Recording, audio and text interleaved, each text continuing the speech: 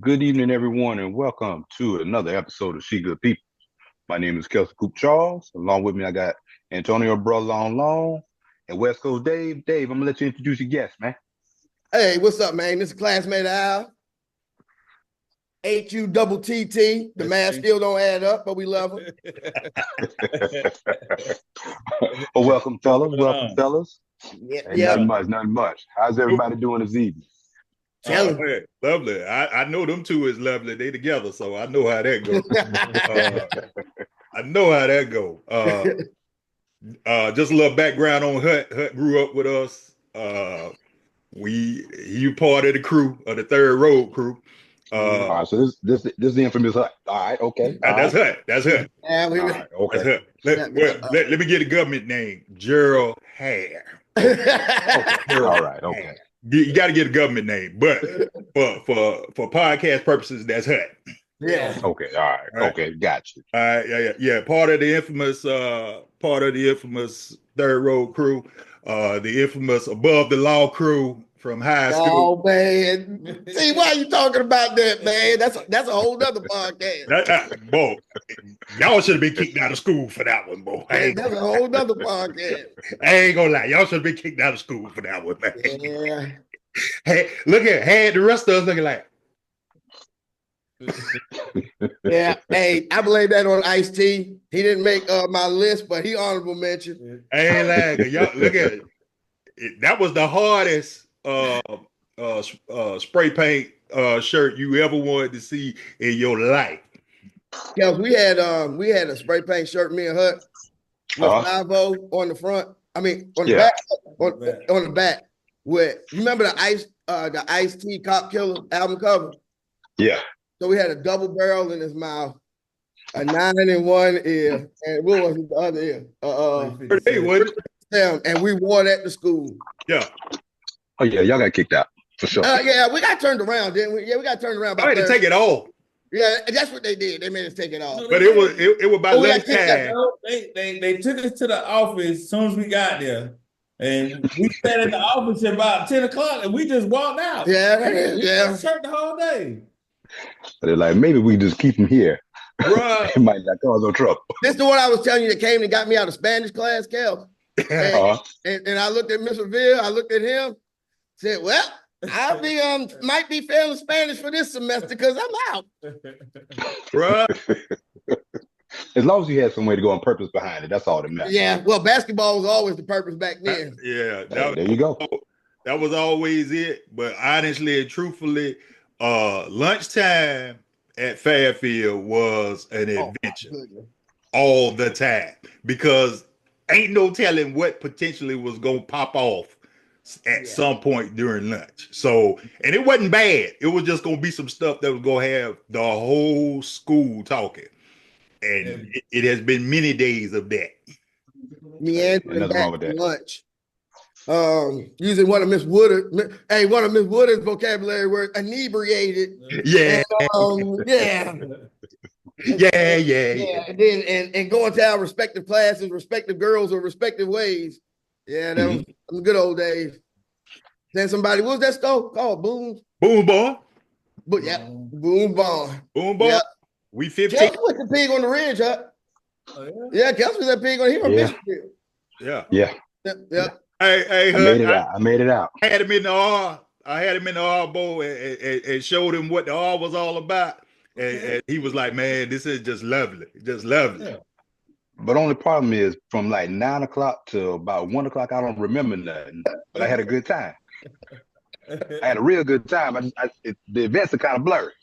I remember walking out there, and I remember filling my cup up, and then I don't remember much else after that. He got with Skeet too. Skeet was with him too. Yeah. Between him and T. Yeah. Why I got to be in this? Hey, because you was in it. I mean, because you was in it. Yeah, like Dave Chappelle said, what R. Kelly did, stop him in the airport. Why you made a video about me pissing on somebody? Why you made a video about you pissing on somebody? Exactly. True. All true. All right. Before we get into the foolishness, and it ought to be good one tonight, because Hut gonna sit in on it, and I know he gonna put his input in. So before we get into tonight's episode, we're gonna hit community focus. I'm putting this out there for anybody that's in the general vicinity of Georgia and South Carolina and North Carolina. If you want to purchase a ticket to support our class 35th reunion next year, we are raffling off a red wine color, and it is a beautiful Yeti cooler. It is a Yeti Roadie 32 with wheels. You already know if it's a Yeti, you know what kind of cooler it is. And for those of us that travel with our coolers with us at all times, great thing. Tickets are $5. I know, hey, that's a Ridgeway staple. Which cool.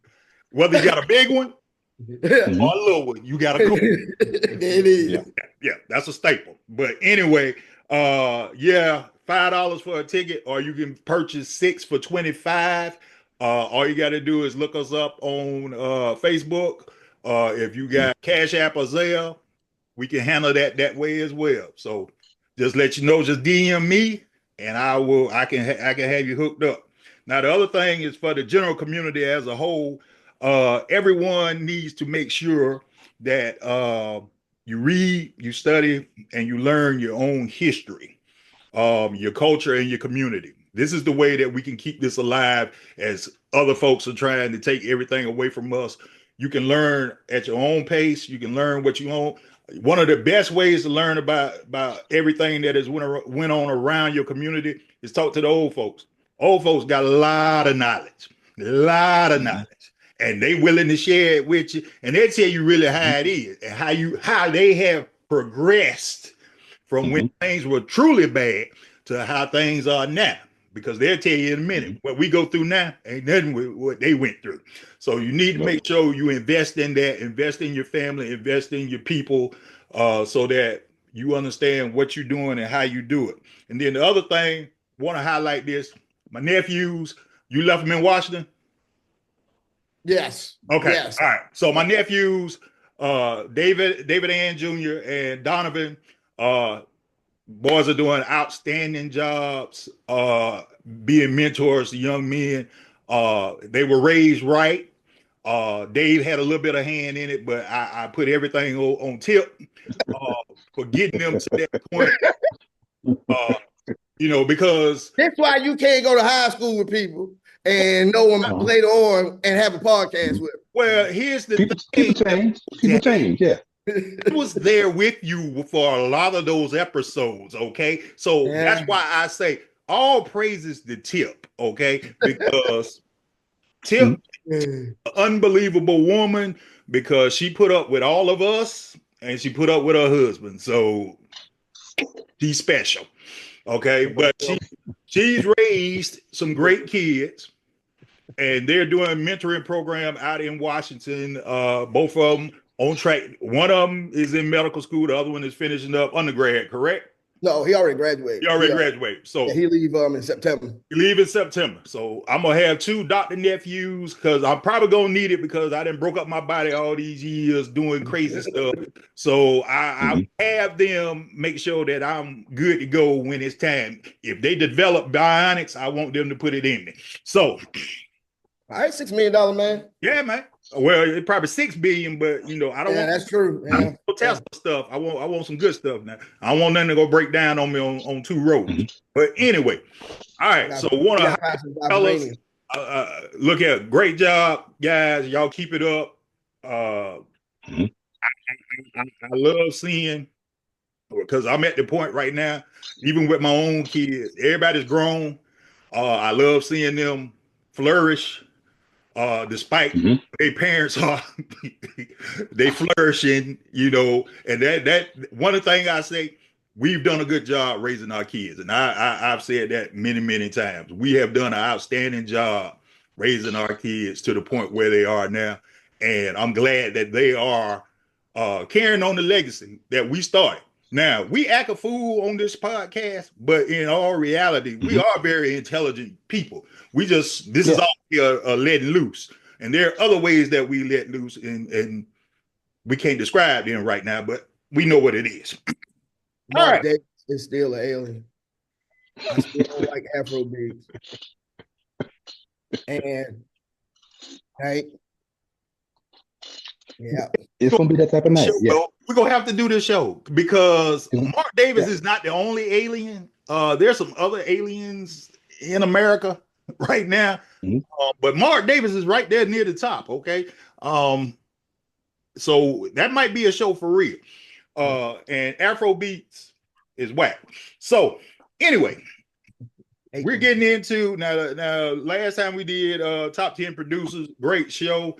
If you hadn't listened to it, it's on all platforms right now. And also, go put this out there now and put it at the end. Dave did something the other day. I should have been said this, but y'all subscribe to the YouTube channel. It has all the content. 44 stack, and it also has She Good People's.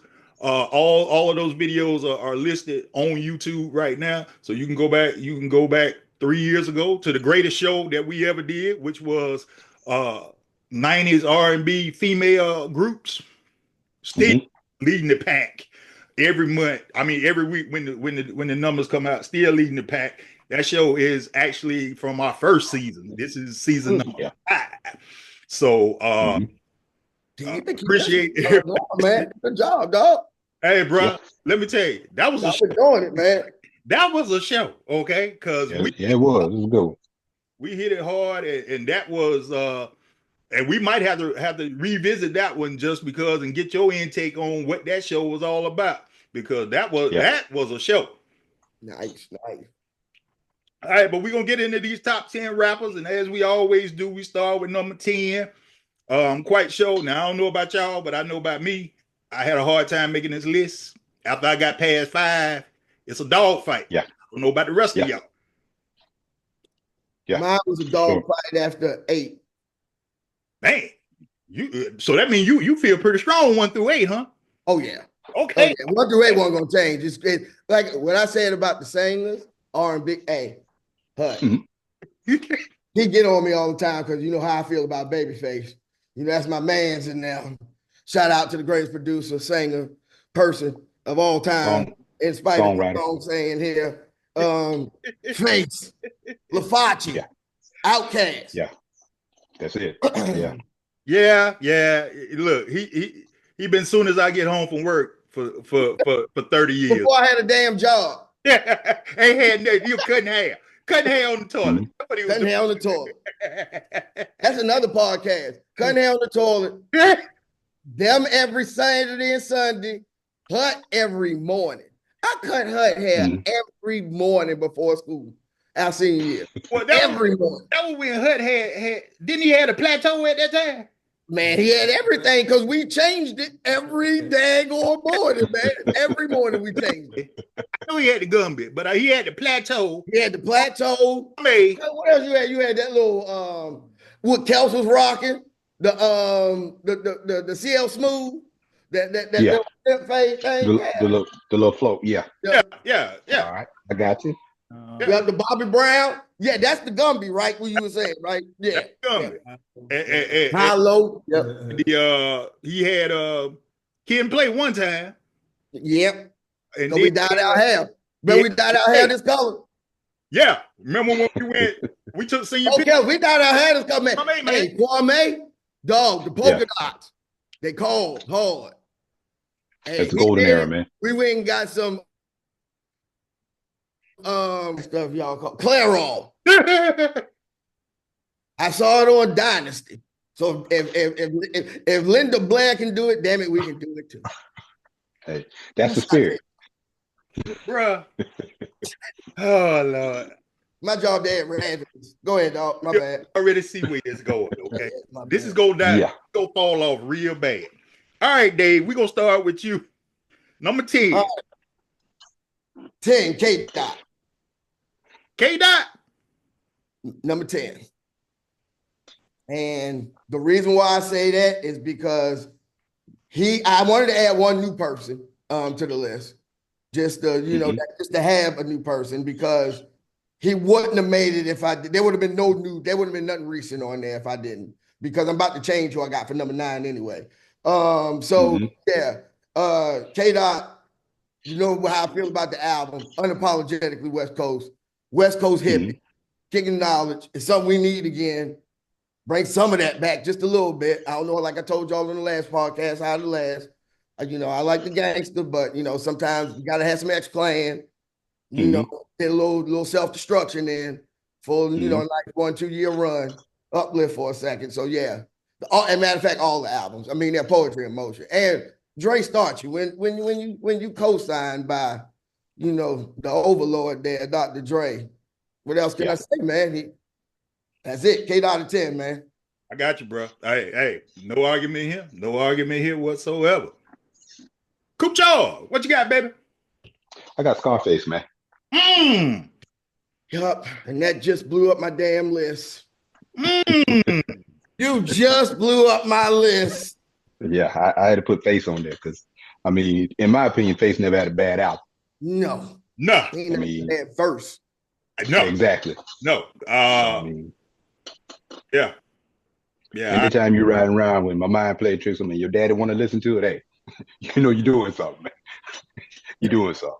In the Lincoln boat. In the Lincoln. Yeah, in the Lincoln, man. I'm trying to tell you.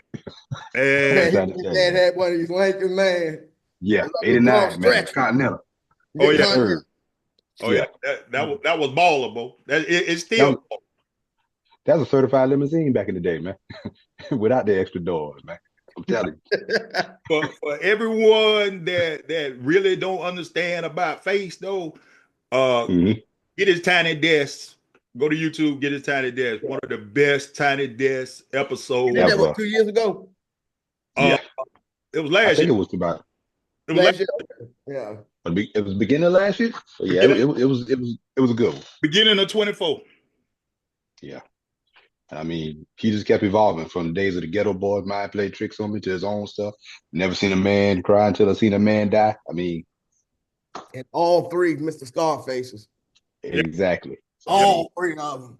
All three Mr. Scarfaces. You know, one of my favorite Scarface tunes is "Smile," just because. Yeah, I was just about to say, Pop. I mean, Scarface and Pop, man. That's Pop at his greatest, and then they hit it with the smoothness of Scarface in there, man. And Scarface on "Can't Be Life" with Jay-Z and Beanie Sigel. Those two. That was my other one. Doom. Yep. Yeah. Face Mob. Face Mob is exactly. Face Mob is it. My number 10, and this gonna show you just how hard this was for me. Okay. My number 10 is Jay-Z. No, he would be higher on some folks' list, but the reason why I put Jay at 10 is because I'm telling you, my other 9 is gonna be a dog fight. Jay is at 10 just for the influence that he's brought to the game. To me, his greatest album is Dead Presidents. That's the greatest album. To me, his second greatest album is The Blueprint 1. To me, Jay, from a lyrical standpoint, when Jay is truly locked in, he is one of the greatest lyricists you have ever listened to. And the thing is, he's a businessman because he's a business, you know. Billionaire, got the hottest chick in the game, wearing his chain, all of that, man. You say what you want about him or whatever, but honestly and truly, Jay makes superstars. Kanye West is a superstar because of Jay. Rihanna's a superstar because of Jay. Even wifey, Miss Beyonce, the queen herself, is a superstar because of the influence of Jay. Because if you think about it, all the songs that Jay had rapped on for Beyonce, all of them went to #1. And that ain't no coincidence, okay? No. But from a skill standpoint, if you ever want to see the greatness of Jay, get the making of the Black Album and watch it. I think it's about 1 hour and 30. And see him, how he does with producers and how literally Jay listens to a song for about 15, 20 minutes. He say, I'm ready. And he do go in the studio. In one take. In one take, y'all. My favorite is the first one, Reasonable Doubt. Feeling it is my favorite song. Something about that song that it just, I don't know, slow and That when he say, feeling is my song. Yeah. I mean, when the first time I heard Dead Presidents, that was it for me. And then for him to follow it up with Mary, him and Mary, I mean, that's gold, man. And then by the time he got to Sean Carter, The Life and Times, Volume 3, oh my God, he took off at that point. Anybody that can incorporate Annie into a hip hop song and make it, you're doing something, and make it ain't whack. I mean, come on, bro, that's genius. That's genius. And you know, one of my other favorites is him and DMX, Money Cash, Cash House. You know, that I like how X is actually telling him how he gonna rob him on his own song. I love how X is low key saying, "I'm gonna rob you on your own song," and that's a good song because it is very hard to go before or after X because he just the voice takes over the show. I mean, if you think about it, there's only a handful of MCs that have been on a record with X. He ain't even on my list. Because, and I know, and listen, X ain't on my list, and this is crazy. When me and him rode to Colorado in a Cavalier, and all we listened to was "It's Dark and Hell Is Hot."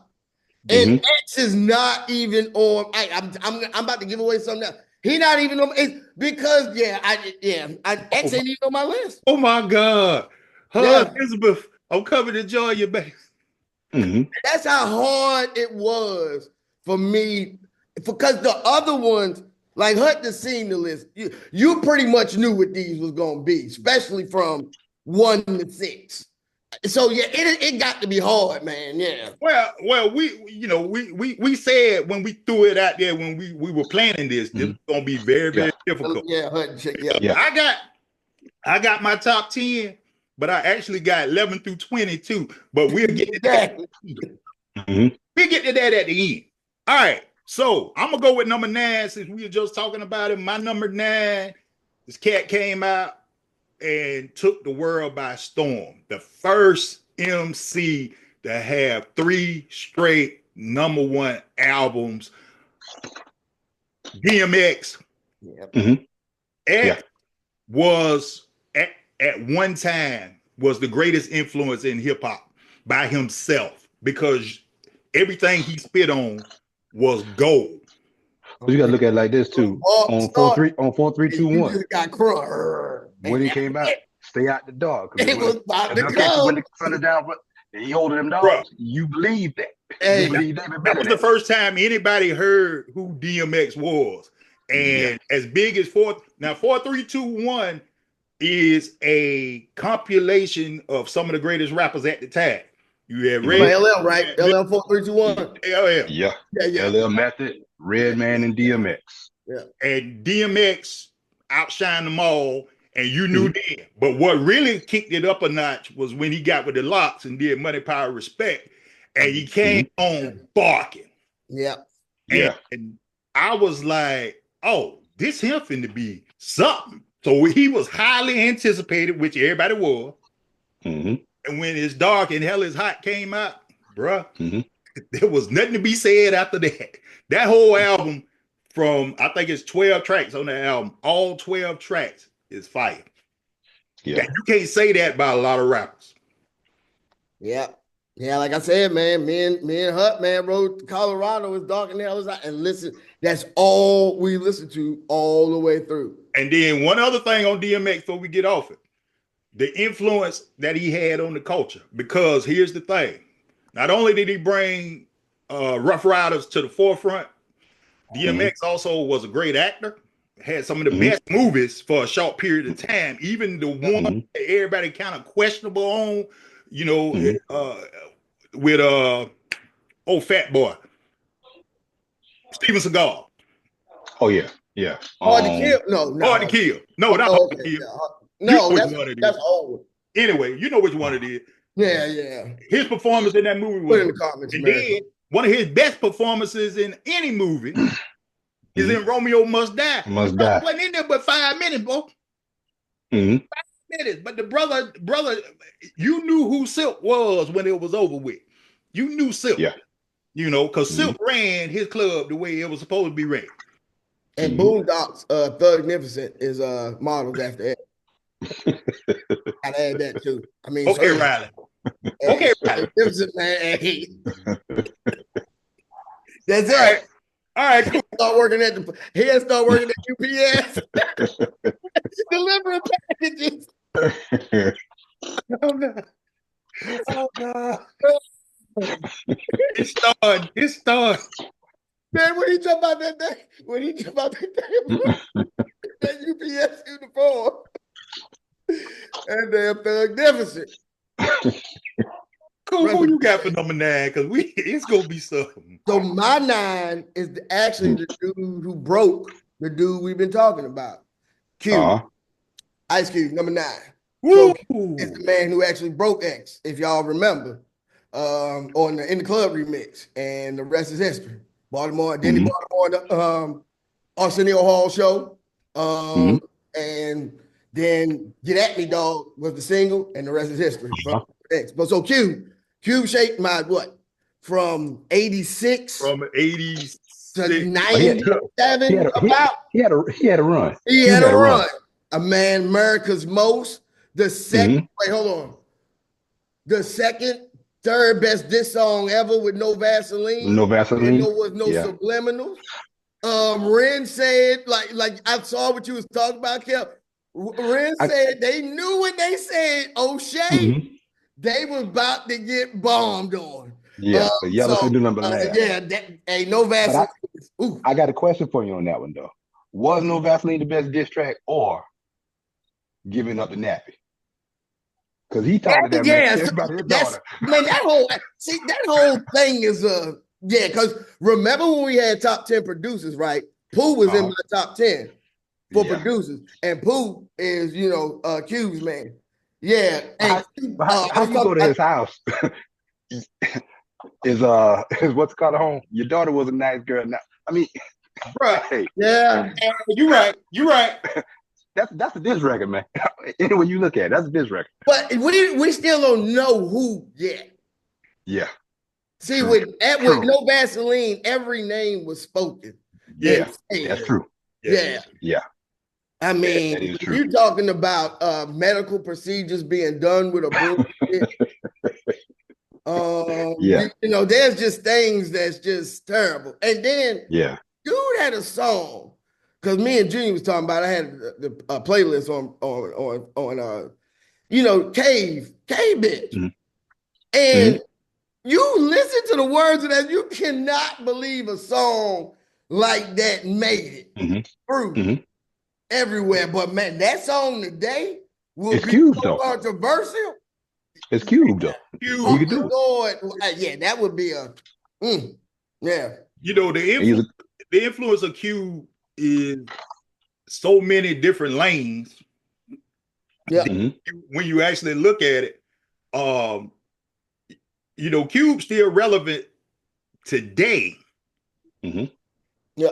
Even though Cube don't make music no more, but if he did, he came out with an album last year, I think. Yeah, but I mean, it ain't Cube. Hey, actually, you've been married 30 years, bro. You can't have that. But So Sensitive though is all right. Yeah. I like the song So Sensitive. But it's more of a social commentary than it is, because you can't do that once you ain't been doing that. Yeah. When you ain't doing it, bro, it's hard to do that. And see, the other thing about Cube, one of the coolest things about Cube is a tremendous actor. And Cube can do a funny line and don't crack a smile. Crack a smile. Him and Charlie Murphy are just alike. Don't smile and have you about to die. But one of his hardest scenes, and I watch it every time I watch it, I gotta see this part, is in Boys in the Hood when they out looking for the fellas and they ride and Cuba Gooding Jr. say, "Dog, let me out," and watch him cut his eye. It is the smoothest thing. And like I heard somebody else say, nobody got on him about wanting to get out at that point. They just pulled over and let him out. And that said a whole lot, because I don't think if we was rolling like that, and y'all say let me out, I don't know if we would stop. They was scared of his daddy, man. Well, I mean, Furious was a Furious. I mean, first of all, your daddy named Furious. Okay. Yeah, they was scared of his daddy, man. Be That's real. all that is, man. That was his name. That wasn't no nickname. Yeah. His name was Furious. So automatically it should have told you ass whooping was coming had you not hurry up and got back to that house. But at exactly. the time, like I say, Q, you watch Q cut his eye on that scene. That is one of the dopest scenes of all black cinema right there. Mine is when he said, you better take that shit back to the store. That's another one. Or my other one. We got a problem here. We got a problem. Yeah. And what's the other thing? I can't read. I ain't no damn criminal. Yeah. Yes, sir. And that led us to Friday, which is a comedy classic.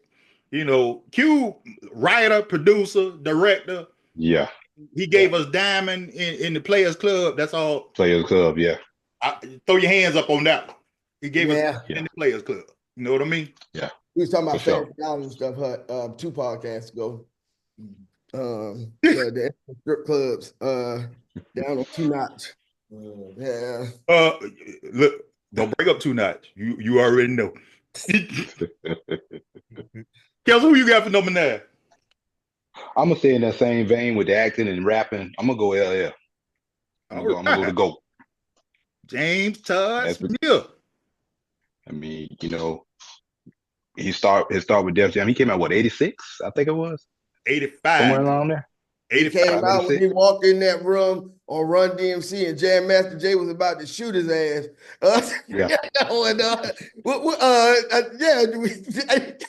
Joe, I say no more groups, man. They look at him, man, like who in the hell is he? Yeah. I picked LL because I mean he could do it all. He could kill your career. You know, he rap about love songs. I mean, like I think we just talked about it, man. When he came out with I Need Love, everybody tried to play that on the piano. You know, everybody wanted to be LL. I mean, he was the man. And remember the most famous. They told him to change his release date because Michael Jackson and him was coming out same week. He said no, tell him to change his release date, and he outsold Michael Jackson first week. When you can say that, there's nothing else that I mean, Mike drop. What else do you say after that? Now, Bad went on and sold more worldwide mics, but first week, when you say no, you need to, because I mean, he was fresh off I Need Love. He thought, I mean, like everybody is LL, but to do that on first week, that's not saying. He's a genius, though. I mean, with the Gap commercial, he was 17 FUBU at that time, 18. 17 or 18 at that time. 17. You don't forget, he was like 15 when he bust up in that room. Yeah. Yeah, when he made I Need a Radio and I Need a Beat. That's it. Well, that's the first single. He was 15 years old, man. And I already signed. No, the first single is I Need a Beat. I Need a Beat is the first. I Need a Beat. Yeah. Radio was the second single off that album. I mean, bruh, the first album by itself, him and Cut Creator and Wildcat, boy, that was a trio by itself. But I mean, some of the dopest production. Again, this was Rick Rubin, so I mean, Rick Rubin, yeah. Then you know they hit Rock the Bells and you know you did that, but then on your second album, you decide I'm gonna come out. I'm back. I'm like, what? What did we do here? And it was anticipated because everybody wanted to hear LL. Back during the period, there were 3 groups that you had to hear. You had to hear Run DMC, you had to hear the Fat Boys, and you had to hear LL Cool J. That was what set it off, and that's what took us to where we ate when we got to 88 and 89. I still say 87, 88, 89 might be the best 3-year run of hip hop all time. All time, you know. Yeah. And that's where a lot of my lists run from. Yep. Yeah. All right, Dave, give me number 8. So not you. He fell down because like the 8 is J, and you already said everything, so it ain't no more to be said. influence, icon, billionaire, trying to just live. He don't talk much either. So Mac in the back. So there it is. J number 8. All right, cool. My number 8 is X, DMX. We already talked about him. I just got to say though, my man is diverse. I think Jay-Z said it best. Method Man said it best. Man, you can't follow that guy. Concert, you hear the growl, everybody go crazy. You proceed to tear the crowd up 30, 45 minutes, whatever, however long. You know, got the shirt off, doing whatever you got to do in that end. You're going to pray you out, have you crying, whatever. But, I mean, he's a lyricist, man, because my favorite, I mean, because he has some hits, but my favorite is Slipping. I mean, he told his whole come up. I mean, that was sensitive side, but I mean, classic. Hey, yeah, it is a classic. But I'm gonna tell you another one. If you actually listen at the words to it, "Why We Die" with him, Buster, and Jay. Yeah, you feel that from all three of them. With him, and Damien when he going back and forth. Oh yeah, yeah. Oh my God. Yeah, that one too. Yeah, that Damien, right? Yeah. Oh, that was like, and X had everybody going out getting a dog, man. You sitting there having a conversation with your dog. Yeah, ain't that right? Yeah, we had one. Me and Hud had one called Friendly. Never get named Friendly. All right, all right. So this is how y'all know. All right, I'm finna go number 8. This is how y'all gonna know. It's finna get deep. Number 8, Notorious B.I.G. I can see that.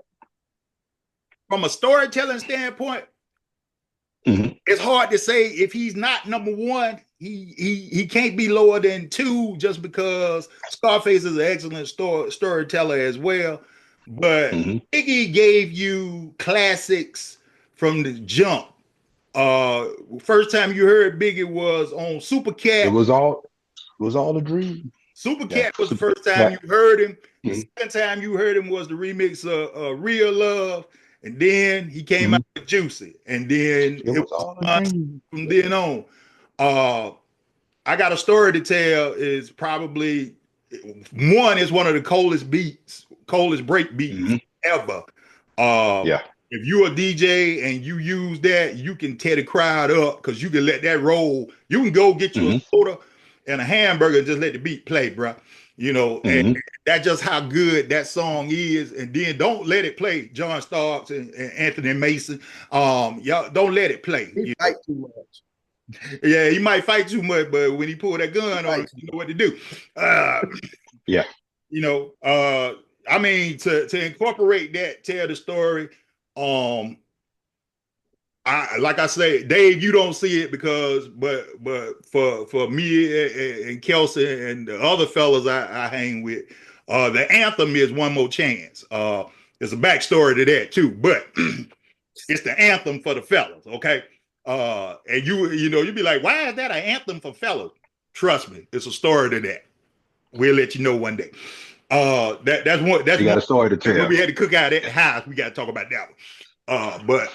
But it is one of the Biggie. He the king of New York. I'll give him that. I don't hold him up as high as some other folks hold him with certain things.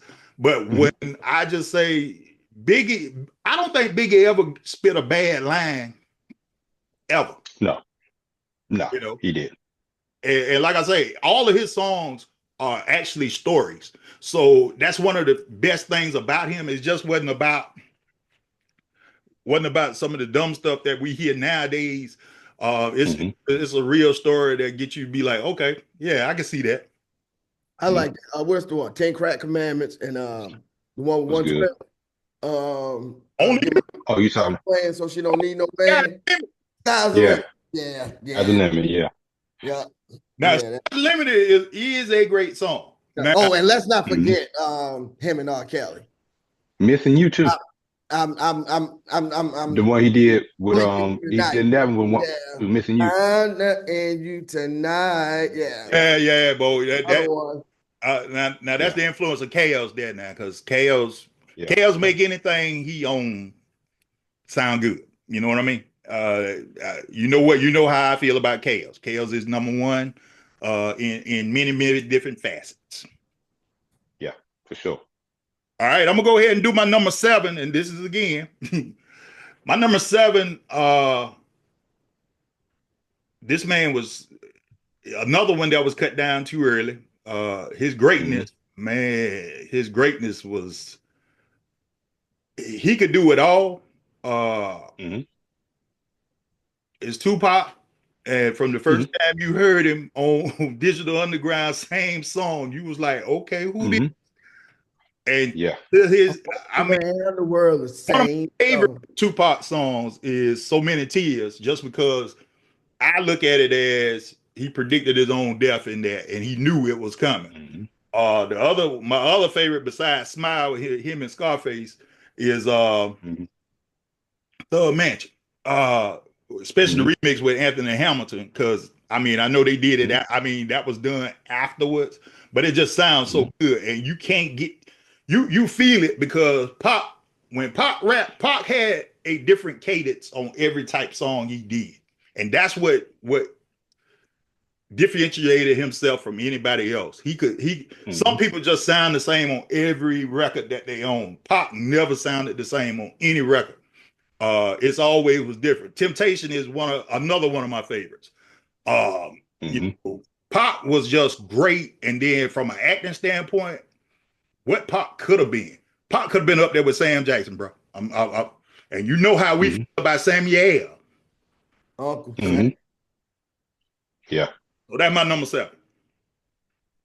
All right. I'm gonna piggyback because I'm Tupac as well. How you say, Tupac, I mean, when he came out, we was on sets, man. Like I said, the Underground EP, all around the world, same song. Then you had was it Tupacalypse came? Tupacalypse. Brenda's Got a Baby. Yeah. All he wanted to be was a soldier. They got me trapped. Then he came back. Strictly. I think Strictly was the second one, right?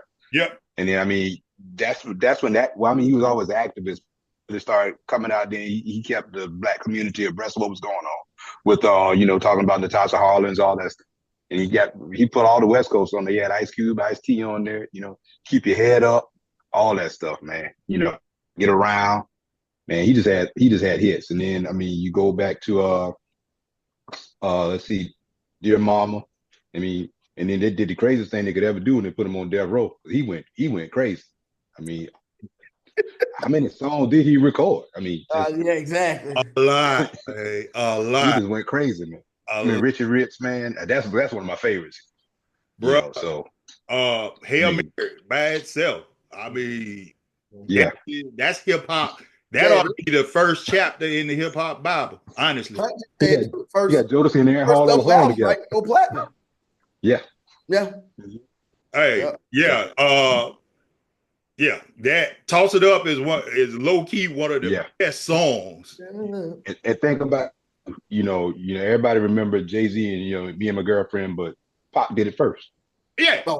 Yeah. But you know what though? Man, we had one of the greats too. Yeah. But like I say, me against the world. I mean, Pac just had that was Me Against the World was the double album. That whole thing was fire. Me Against the World is the one album. All Eyes on Me All Eyes on Me was the double album. Yeah, All Eyes on Me was the double. I mean, when it came out, it went to #1.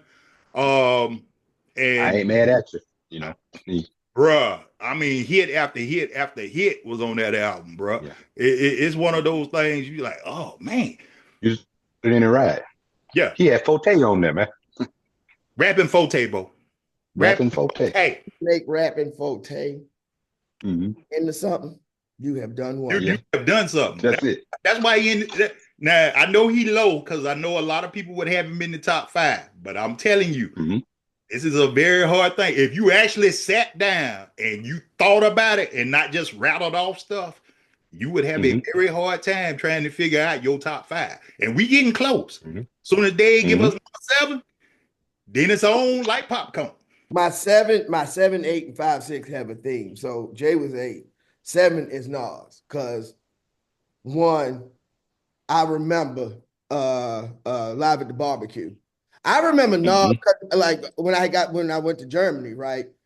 You know, they had the stuff in the PX that was just there. And Live at the Barbecue is Ultramagnetic MCs. And that's the first verse he ever spit. And man, I found out he was like 16 with a voice that sounded grown ass man. Yeah. And then I think I told y'all on a couple of podcasts ago, 2 songs came on back to back. I was at Fort Campbell. Doing, you know, how you foxhole stuff, you slaying in there. And on the radio, because you know, I was telling back in the day, radio broke stuff. Juicy and Life's a Bitch came on. And oh man. He said the buck that bought a bottle could have struck the lotto. Man, that verse right there is again, Ether. 3rd, 4th, 5th best hip hop. We ain't need to know who he guessed. But he said, you talking about me? And then he explains and tells Jay a new one for 16, 32 bars. Kels, you're the music person. How many bars did he give us on that? A lot. Oh, well, he can do it all. He likes Stein. Yeah, he did. Yeah, 32, 64 bars. I don't know. It might have been 64. Hey, y'all know what, man? I'm gonna tell y'all a little secret. You know what? When they used to be saying that on rap songs, I swear I knew what they was talking about just to save face. What they were talking about. What goddamn bars is. I ain't never knew what that shit is. What is that? Is it two? Is it like K-Dot? Is it double entendre like he say? What no, most of your songs have 4 beats in a measure. So a measure is basically one. And so if you got 16 bars, you got 16 four count measures. So that's all that is. Okay. I just, because they figured everybody up their bar number, I just got excited because they was excited. Yeah, so yeah, I ain't know. I was just measuring up. It's just how long they rap. I was gonna be happy. Boy, Mr. Mazik is rolling in his grave right now. But you know, Hutt could actually play though. I know. Yeah, now Hutt was good. Hey, now Kels, he was opposite of me on the cymbals when I ain't know nothing. But it was his fault. I ain't know nothing because I shouldn't even been on there. But the rest is history. But yeah, he could actually play. But Sam is Nas. Nas beat Jay and Nas' first 3-4 albums. Primo is all over the production. Y'all know how I feel about DJ Premier. Me and Hutt Gangstar just to get a rep. Busting that. So Nas is my number 7. And starting out as early as he did too. That's something I was talking to Junior and Doc that. No, they ain't got no. Ain't nobody like 20. No, bro. Really, you know, like or even a kid group. What happened to the kids groups? What happened to the little Bow Wows and the little people that kind of crisscross? Yeah. The little Aishas. What was the Aisha people name? ABC. Another Bad Creation. There you go. What happened to all that? Most of these cats can't get on now until they in their 30s. You know what I mean? That's how whack it is. But see, everybody that we talking about was prodigies, if I would say it. They prodigies because everybody had the gift early. And everybody knew it. That was the thing. Number 6. Dave, start off. 6 is B.I.G. Everything you said before. To add, what was it? South Carolina State that year, everybody played More Money, More Problems on to come out to them on those step shows. Everybody across America, that was the song. Lyrically, the first song I ever heard was Party and Bullshit by Big. Party and and Bull. There you go. Yeah, that was the first one I heard. And the way the delivery, the cadence, and how quick he could come up with a rhyme on the spot. Storytelling. Yeah. Yeah. I got you. Yeah. All right, I'm gonna go Coop before you go on 6. My number 6 is Nas, since we just talked about it. My number 6 is Nas. Plainly because this is another one. His first 3 albums, kind of untouchable. Now, Nas is a great artist. Don't take me wrong, but Premier can make anybody sound great, but Nas took it to another level. It Ain't Hard to Tell is one of my favorites. When they got with the Firm, he made AZ a star, man. And Hey, but on that Life to Be though, AZ came hard on that one. Nas had to rap that. That first verse. Yeah. AZ wasn't nothing.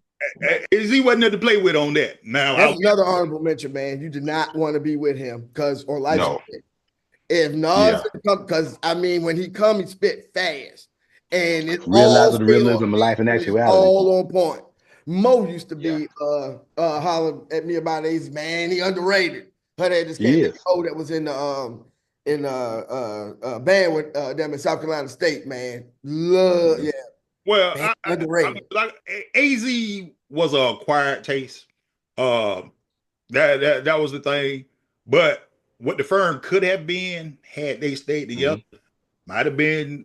I think really it broke up because it's Dre's fault. It's Dre's fault, man. I think Dre was coming right after that Death Row thing, trying to start Aftermath. Aftermath, man. And then he tried to do it on another coast, and it wasn't gonna work. It was too far away from his base. Yeah. And he's too much of a perfectionist. That's the problem. And them having to do that coast to coast, it wasn't gonna work. Because you ain't had the technology that you got now. Yeah, because you can do it now with no problem. Yeah, you can do it now easy. Yeah. All right, cool. Who you got for 6? Man, I went back old school, man. Big Daddy, man. I went Kane. on that, man. I went old school, man. Way old. I like Kane, man. I mean, I was one of the first ones that I came out on. So Kane, he actually he came in under Biz, right? Yes. He came in under Biz. Drew's crew. Yeah. And he actually broke Jay-Z because I guess he gave Jay-Z his shot. I mean, Jay-Z did all the other stuff, but Kane, I mean, back in time, he was lyrical for the time. I'll put it that way.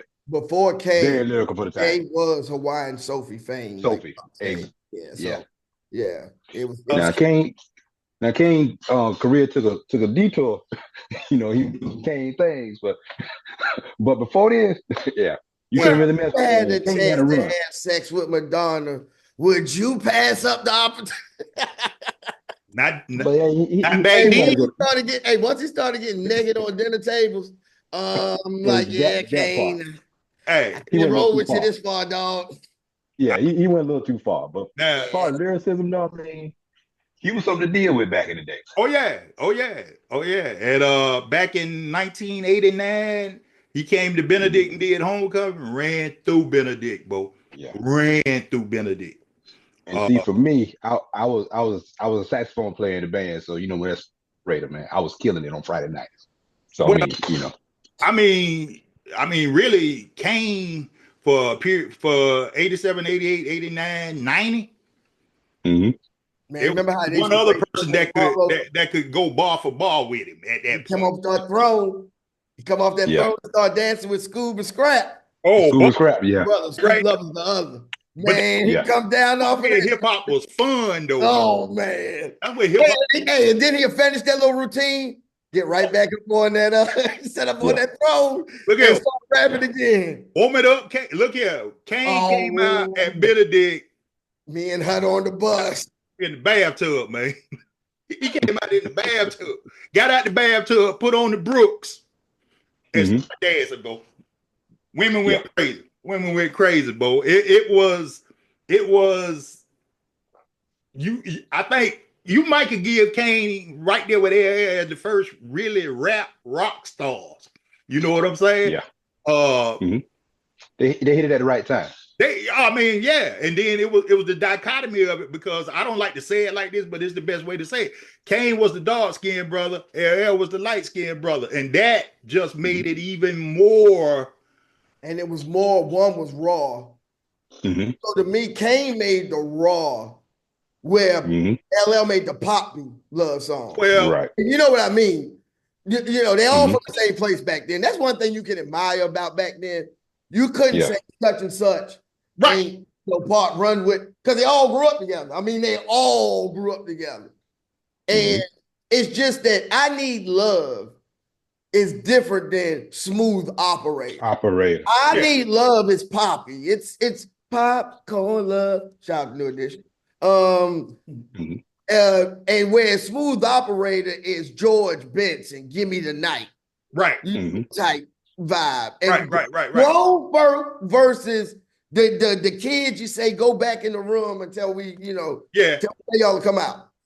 But see, the thing about LL was LL started that way, but as the 90s came into and music kind of got a little more adventurous, LL made some of the sexiest love song raps you ever wanted to make. Trying to figure out we'll talk Hey about Love, Hey Love is Love is a classic. He got Boys to Men, Yeah, I mean, when you bring Boys to Men out on your jam, bro, you got something. It ain't just going back to Cali. You know what I'm saying? No. Yeah. All right. Number 5. So since Kelsey just brought up Kane, I'm gonna piggyback on that because I got Kane at number 5. Big Daddy Kane is an influence to me, just from the standpoint of Smooth Operator, Warm It Up, Kane, Strictly Raw, Set It Off, all of that. Kane spits. Even on Juice, Juice was a compilation of the movie soundtrack. His first line just grabs you from Enter the Dragon. And for all of us that grew up in the 70s and 80s, we grew up watching Bruce Lee flicks, so we knew what that meant. And it just took us to another level at that point. His influence with the Juice Crew, bringing in Biz Markie, when Biz wasn't playing. See, people that don't know Biz Markie, people just know, you got what I need. That was Biz playing. Make the music with your mouth, Biz, and you understand. Biz was a force. And Vapors. Vapors too. Yeah. He was a force. So when you had that, and then you add in, that was Marley Marl. Marley Marl did for everybody at that point. He did for LL. He did for the whole Juice Crew, Ed OG and the Bulldogs. All of that. That was the street infiltrating your mind at that point. Ed OG and the Bulldog. Yeah, bro. Be a father to your child. Yeah. See, you brought back something from Oh, man. Yeah. Ed OG and the Bulldogs. Ed OG and the Bulldogs. Yes, sir. Molly Mo. Yeah. I forgot about them, man. Yeah. Dave, give me number 5. Pop is 5 for me. All right. It go to the theme where 7 beat 8. So Pop beat Biggie with Hit 'Em Up. So he's number 5. And also a couple of things that I'm gonna add on. That's why, because we starting to talk about people that we probably all got in the same list. Pop, that was part of the time where Me Against the World came out the same time I was being Me Against the World. And I listened to Me Against the World every day from Ridgeway to Fort Jackson. I was stationed at Fort Jackson at the time. Kirk Franklin would come on Silver and Gold, and I'd be straight into Me Against the World for the rest of that and back.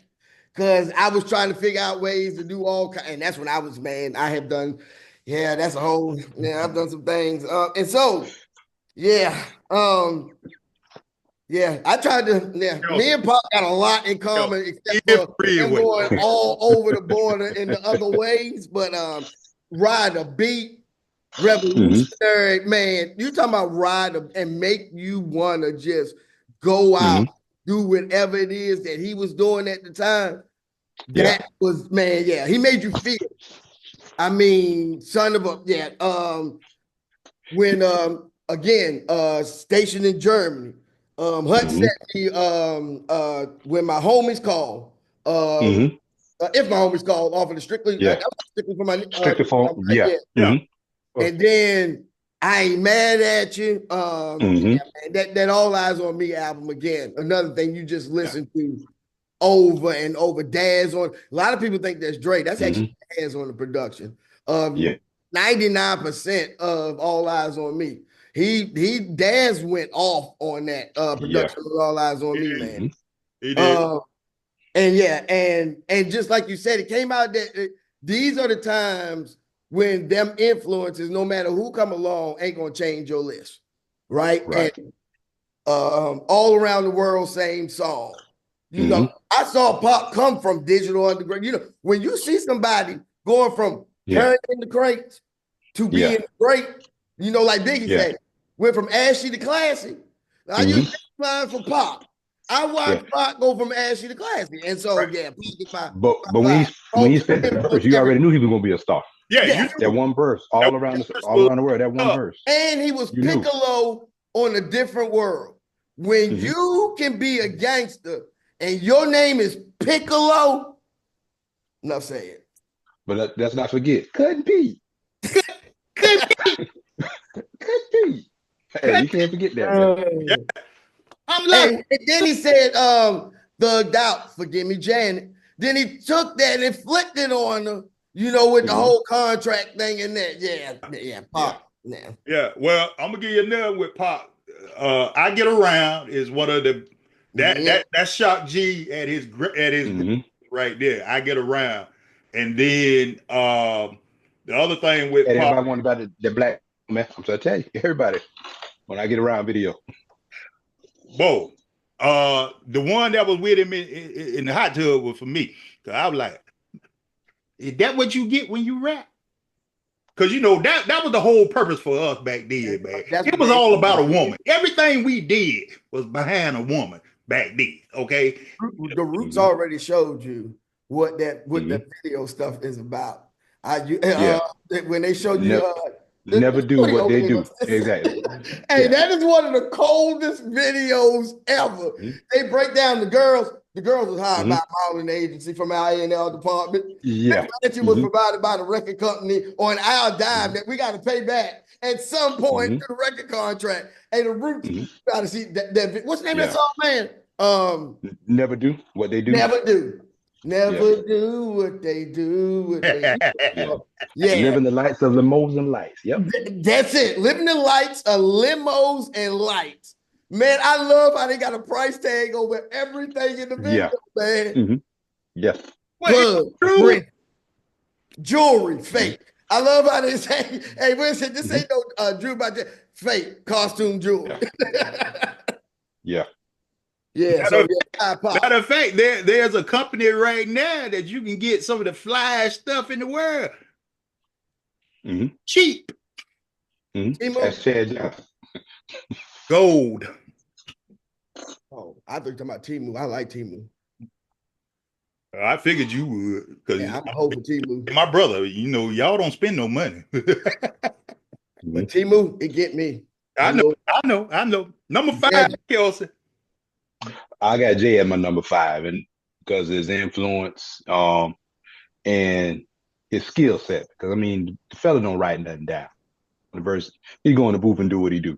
I mean, and he's a smart businessman, shrewd businessman, but a smart businessman. I mean, influence. I mean, he hooked up with Kanye, took his career to another. I mean, getting beats from Timmy. I mean, you all said everything you need to say about him, but I mean, Jay is my number 5. I put him down there. I had him higher, but in my list, you know. Jay gave us one of the greatest videos of all time. Big Pimpin'. And C. Murder gave us one of the greatest quotes from that. When Jay asked Bun B, he said, man, why your boy got on a fur coat in the Bahamas? He said, man, TV ain't got no temperature. That's it. Yeah, because Pimp didn't want to do that video. He didn't want and Pimp did not. Pimp could not.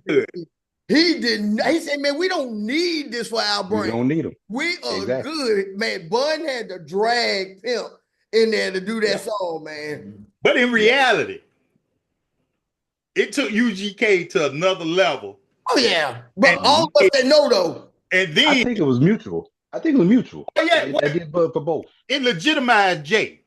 I was down in the dirty because Jay wasn't loved in the dirty. In the South. You know what I'm saying? Yeah. I mean, he had some bangers, but he didn't get the love that he deserved until he did it with UGK. Yeah. And then when UGK did International Players, I mean, bruh. I choose you.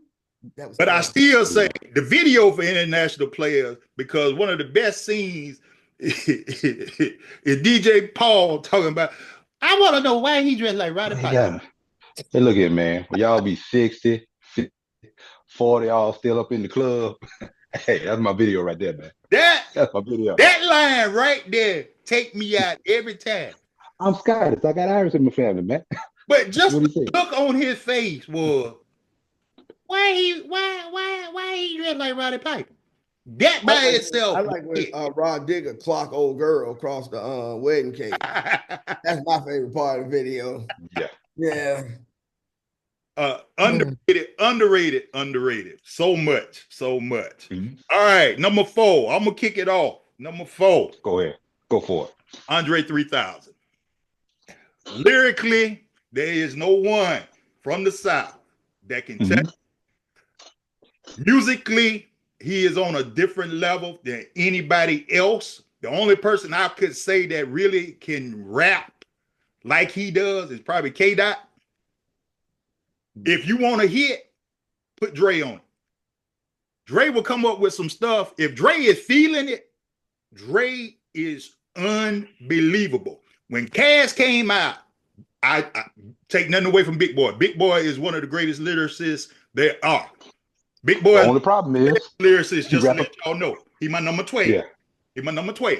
But on the first album, Big Boy set the tone. But when that boy met that girl with them green eyes from down in Texas and that big booty, I don't know what she got, but whatsoever she got, I'm gonna use a word from South Carolina. Whatsoever she got takes you to a different level, bro. And once he got with her and had Lil 7, he went to another level. And he ain't came down off that level yet, bro. This brother is playing the damn flute. He has came off that level. He's playing flutes. Yeah. He ain't got nothing to prove. Look here. He ain't got nothing to prove. Like he said on Drama. He sure ain't. Got me out here. Because he ain't setting no bar with the flute album. He sure ain't got, because he ain't setting no bar with the flute, so he ain't got nothing to prove. But so he might as well go back to hip hop. He ain't setting, so like you said, he ain't got nothing to prove because the flute album ain't no bar. And if it is, it's like Martin told Stan. Every time you took me to the curb, I ain't think you could take me no lower. So the flute album is probably the lowest you can get with an ensemble of flutes. Granted, I ain't studied every flute, album produced. Them Koreans might got something I ain't heard where they did some stuff over some water with some feng shui. But besides that, that's the worst ensemble of damn flutes I have ever heard. I listen to every song just to give a man the benefit of the doubt. And Pebbles, I'm mad at you for saying that. You do not give nobody the benefit of the doubt. And you don't work it on now. Damn, wasting my time listening to nigga playing flute. Excuse me. Edit that N-word out, T. Bro. With all that stuff, like I'm just talking. Bro. In my time. That's the greatest rant. That's the greatest rant I've heard about the flute album, bro. Because as much as I love Dre, and I love Dre, this ain't it, bro. This ain't it. But the thing about it, though, if you look at it like this, lost his mind. When I say he done lost his mind, I don't mean he done went crazy. He is a creative vessel, and right now, rap ain't doing it for him. So he's trying to find other ways to express himself. Now, the flute wasn't the best example of that. I mean, like Michael Jordan in baseball. It's been 2 years already, 3 stats. It took Mike 2 years to realize he wasn't crap in baseball and had to come back to basketball. That's been 2 years for you. Bring your ass back to hip hop and stop going around walking the streets of Boho, New York, running in the tank. I had to do that. My bad. And bring you and get back in the studio with the Dungeon family, and let's get some real hip hop going again. What? Well, I heard they had a Dungeon album, but Organized Noises couldn't. They were working on the second one. They just couldn't put it all together. Well, here go the thing about that, and we talked about this when Rico died. We thought that might have would have brought him back to rap, just to do it for Rico. Give me one more. All I want is one more album, bro. That's all I want. I need you and Big Boy. I don't want you by yourself. I need you and Big Boy. I need Good 'Em Up with you. I need Sleepy and what's called on it. Let's go, bro. He's gonna make the album by himself. It's gonna be one hip hop song and the rest flutes. Just like even on the Love Below. I mean, he did what he wanted to do, but at the end, he showed you on the Life and the Day of Benjamin Andre what he still could do. Well, he showed you all on the way. But last year on Engineers and Scientists, it was there. It was there. I was like, I mean, people don't realize this boy won another Grammy last year for that. Yeah, and you got to hear. And this time, if you're gonna do a whole Dungeon, you bring in Future for this, because Future on that song sounded just like he needed to be in the Dungeon. So I know he has the capability to do and sound just like Goody Moby, just like Outkast, just like Witch Doctor, just like Slim Calhoun, Cool Breeze, Big Rude, whoever else you want to bring. We need one more album. Faith in you, Future. Big Daddy Kane. I mean, Andre 3000 is by far, I would say, probably from a vocabulary standpoint, probably the greatest lyricist alive today. Now I'm gonna leave it at that. Yeah. All right. Number 4, Kelsey. I got Cole. Jermaine Cole. Yeah. Oh, I got J. Cole. Yeah, I just think his lyricism. Now his first couple albums a little shaky. He had the Star Power. You know, he got with was Miguel. All I Want Is You, and then what's his name? Love Sick or Love Tripping, whatever. But then he did Crooked Smile. Yeah. And then he started getting some traction. You know, then he did the Workout. Well, I think he started off with Workout. I think that was his first. Workout on that. But then he came back with Forest Hills and KOD. I mean, he hadn't been missing. So I mean, and each time it's like he's growing, he's getting better. So I mean, for me, it's Jermaine Cole. He's a conscious rapper. He's influential, but he loves my thing is he just loves what he does that way.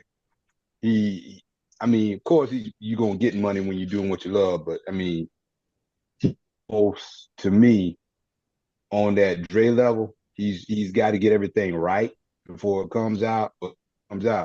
He's got some stuff. He's got stuff to say. I mean, even the experiences that he's going through. I'm selling dope. You know, he talks about that. He's a great storyteller, but he's lyrical at the same time. For me, it's J. Cole. All right, I'm gonna piggyback on that, but I'm gonna let Dave do his number 4 because J. Cole is my number 3. My 4 is we already said it. Ladies Love Cool James. Start from busting up into the office and Crush Groove to like 98. Everything did, and the songs we didn't mention is the ones I wanted to hit up. Dear Yvette, Candy. We already talked about I Need a Beat. Illegal Search. Mama Said Knock You Out. When everybody said, you know, it was over, don't call it a comeback. I've been here for years. And Kumo Key may have ever, rued the day he started messing with LL because he ain't never lost a battle. Have never lost a battle. He didn't destroy 3 careers, man. Cannabis was the last one to try, and he made a song called "Can I Bust?" Can I Bust? Yep. Yeah. And yeah, you wanted to be like LL. That's another thing. LL to me is the realer I don't even want to say it because people are people. He is like Drake, but real. You know, because of just when everybody at that time goes back to, you all started from ground zero back then. You didn't, everybody started from nothing. I mean, it was very hard to have a black person start from, all of them started, you know, either if you was in the South, you started in the country, and if you was in the city, you started in the ghetto. It's just what it was. And then what you have now is second generation, you know, folks that have never, what I call done no real work. And you get whatever this is, Afro beats is why that's probably why that's around, because people ain't doing no damn real work no more. You don't get the Afro beats in there, ain't it? But yeah. Then LL. You gonna work Dan Campbell in there too at some point. Yeah. Detroit coach, that right there. Apollo, very big for us all growing up. You know, we hit it on Saturday nights. LL was a staple every time he had a new single. LL was the man. That's who you was waiting for. At one time, he had to run anchor on everything. He is like one. He runs anchor on Bad Boys. When you got he and all of them on there. At that point, though, he is the man. So, boys, LL. Well, I'm gonna piggyback on Flavor in Your Ear remix because of the fact that was the most disrespectful song ever made for a star. You don't do a remix with 3 heavy hitters, and Biggie was already popping. You let Biggie start up, and Biggie killed his verse. You put it up with a messed up version of Craig Mack's original song. Because if he would have did apart from the original song, it would have been better. But then throw Rampage in there, that had to be a gift to Buster. But then you finish up with LL doing as LL could only do, and then you finish it up with the flavors in your ass crease. Yeah. You don't never let Buster start or finish a song. Because when Buster starts a song, it's fire. When Buster finishes a song, it's fire. It's fire. You know, we was talking about Biggie before. He got 2 verses on there. Like the invisible bully, the gooch, whack to me. Right? If you know Different Strokes, the gooch, we ain't never seen the gooch. But the gooch would tear on up every day. Even when Willis went to try to fight the gooch. Willis came back home, toe up. Biggie said, like the invisible bully, the gooch, you whack to me. And I'll tell you, man, the gooch, if you ain't ever looked at it, he is the most invisible dude who tear and terrorize 2 brothers you have ever seen. Yes, sir. And then when he said, I get more butt than ashtrays. Yeah, the ski mask way. Yeah, that was another, that was crazy right there. Another classic. Yeah. Now back to LL for just a minute. Now we all agree that Black Panther is an underrated album, okay? Just because it was Rick Rubin expressing himself in many different ways, going back to Cali, you know. But the probably one of LL's greatest albums nobody really talks about, P. Cookies in a Plastic Bag. Getting crushed by buildings. That whole album that introduced us to the Lords of the Underground.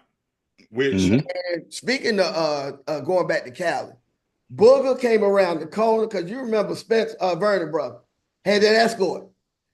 So you knew kind of he get by Hut House, but really it was by Sean Allen house. Yep. You knew Booger was coming up the street. And that escort, you remember he come knocking. And he played, because you know, going back to Cali, got that bass drop. Right. And Booker used to come by, and when he got by your house, it might as well have been sitting in your yard the way that shit used to knock, man. Hey, Kels, he had an Escort GT, right? Yep. That was the car back then. My good, and was clear. Hold up. Day, man. Question. Was it regular you could hear about 3/4 of a mile away. and coming With the through. regular speakers or house speakers? That's a legit question. Because back then, everybody used to take house speakers. Hunt know this Put them in the car. And I think Booger had 315s in there. Okay, my bad then. Yes, I don't really know the specs. Yeah, I think he had 315s. I think he had 315 because remember, Vernon them used to stay in front of us before they moved. He can't hear now. Can't be. No, he passed away in the car accident. My bad. Yeah. No, it's all good. But yeah, you could hear him so far away. E34 legend. And now, Kels, we did have a house stereo that performed this way, Tony Johnson. Tony also was a basketball player, one of the Williamsboro High legends. Dude was a ball. Yeah, but man had this house speaker system. What was that? JVCs, 215s? No, 415s at one time. I mean, he just started getting stuff stacked, man. You can hear that again. The reference is always for me down the Hut House, and I know that's not America don't know what I'm talking about, but it's up a dirt road, and so you got to go up a dirt road about a quarter of a mile. Go up a dirt road a quarter of a mile, make a left on a real road for about 3/4 of a mile. So about a mile. With dirt road and real. Okay. Yeah. I grew up in Bishopville. I understand completely. I know. Look, I understand. Telling him that he ain't never heard before. Yeah. You know. Hey, you can say he over yonder, and he understand exactly what you talking about. Over day. Yeah, over yonder. Yeah. Mm-hmm. Yeah. Y'all don't know what over there and over yonder is? Mm-hmm. Y'all get lost. See, because that's we give directions. You know what? We need to develop a GPS with them kind of directions. Niggas be I might be telling them myself, but what is we'll die. We're gonna die. We're gonna die. But that's a direction too. You go down the road piece away. Yeah. You'll be in the creek somewhere with the car turned over. Yeah. Don't do that. Yeah. Mm-hmm. Yeah. We'll be fishing for religion. Yeah. Oh my God. Oh my God. My number 3 is Jermaine Cole. And the only reason Jermaine is not higher is I'm just going to say this about Jermaine. He took an L when he didn't respond. He decided he was going to stop. Lyrically, Jermaine Cole is one of the greatest rappers. He has the ability to continue to grow. His influence already has made Fayetteville, North Carolina, the Dreamville Festival, JP, Dreamville crew. The boy has influence. All of their stuff sounds great. Moray is another one of the artists on the Dreamville. Jermaine Cole, from a lyrical standpoint, I didn't like that and I understand, this was an industry thing or whatever, but I'll say this and I mean it. You're better than Drake. Drake sells records. Don't get me wrong. He sells records. Not anymore. But anyway. Ain't nobody tell him to fight that gorilla. Ain't nobody told him to do that. Sometimes you gotta know when to take a L and shut up, okay? And he still won't shut up. You could have been this here could have been over with last year. But no, you want to keep it wouldn't have been over. Kendrick was ready. Now, Kendrick is right there with 50 Cent when it comes to pettiness. Now, I ain't gonna lie. His pettiness is high, but that's where it is. But Jermaine Cole, his influence, he can get back up higher if he hits me with another fire album like that last album. I think he can get that. But right now, he's at 3, and that's the only reason why. All right, number 3, Dave. Knowledge reigns supreme over nearly everyone. KRS-One, again, from Criminal Minded all the way up to Rapture to busting up on the stage with PM Dawn telling them they ain't doing hip hop right. Founder of the art. 808, again, I am in love with an 808 kick drum. And man, when he say in 4 minutes, a teacher will begin to speak. Yeah. And battle rap, soul rap. Like I said, one of the fourth. So Yeah, KRS-One, number 3 for me. Yeah, I no disagreement. I give Chris a lot of credit. Storytelling. That's what I just forgot. Yeah. Ain't no way love's gonna get you. One of the greatest stories where he say, now tell me what am I supposed to do? Shot down 1, shot down 2. Now tell me what am I supposed to do? Now there's steak. What do you say? Now there's steak with the beans and rice. Right. Now, one thing we can say that all of these late 80s, mid 80s, late 80s rappers had in common, they didn't have to cuss to get their point across. No. He had that one part right there. Rock, but we'll get all of them. Let's go. Yeah. All of them like that. If they cussed on a song, it was necessary. It wasn't because it was unnecessary. It was necessary. All right. Kelsey, number 3. Nasir Jones for me. And it's basically mainly off his first album. That first album was a banger. Classic, whatever you want to call it. Then he followed that up with was it Nostradamus, right? The second one. And then he had Lauryn Hill. I mean, he did the song If I Rule the World, Lauryn Hill. Everybody forgot about that one. Then he did the Street Dreamers remix with R. Kelly. I mean, he has some pretty cool guest appearances. He did his gun song. Power. Yeah, he had his gun song. Yep. Yeah. How You Like Me Now? Yep. I Move Crowds. Yep. For sure. And I mean, he just had a run here recently. I don't know if y'all listen to King's Disease 1, 2, and 3. Yeah. Hey, he still got it. Him and Hit Boy on to something. So Yeah. And then he also had the one he did with Kanye too. The one 7 songs. I guess considered an album. You only need like 7 songs, 35 minutes. There's only one on there. Cop shot the kid. It got Slick Rick beat. Cop shot the kid. Cop shot. And keep doing that. And Nas rap over that, but the rest of it is pretty much garbage. Yeah. Like was it young black boy or something like that? I thought that one was pretty good on that one. But 30 something, I like that one on King's Disease. I think it was King's Disease too, when he addressed Pete Rock. Hey, Billie Jean, the one with Billie Jean, when him and Hit Boys like Mike and Quincy, and they and Hit Boy changed the beat like Jacket Beat. You know how Hit Boy changed the beat like on Jacket for Beats by Q. Man, Billie Jean is a banger, man. That whole, I mean, for me, I mean, just when Nas just came out, man, of course, Ether, then he did the One Mic, that was one. Then he called out Queensbridge because they wasn't doing what he was supposed to do. He didn't care. Hip hop heads. So, hey, hip hop is dead. I know it got Puffy in the video, but Hate Me Now is a classic. Yeah. But you also got to realize too on I forgot what album, I was just listening to the other day. My man song about fried chicken. Who was that? Go back, Nas. If you go back and listen to one he did with Busta Rhymes, what's the name of that album? I know We're Not Alone is on that album. The N album, that's the one. We made him change the name on it. That's the album. When he had the lances on his back. I think it was track like number 9 or 10, and then he had one on there with The Game and Chris Brown. Cool. That was a good one. Yeah. But my favorite is Daughters by Nas. I love that one. He had Amy Winehouse on that one. On that album. That's I forgot the name of that. What was the name of that album? Nas got a good one too. Albums, man. When somebody is especially in hip hop, it get to be so many albums. Like I tell somebody, Too Short got 25 albums. Yep. You are hard pressed to name.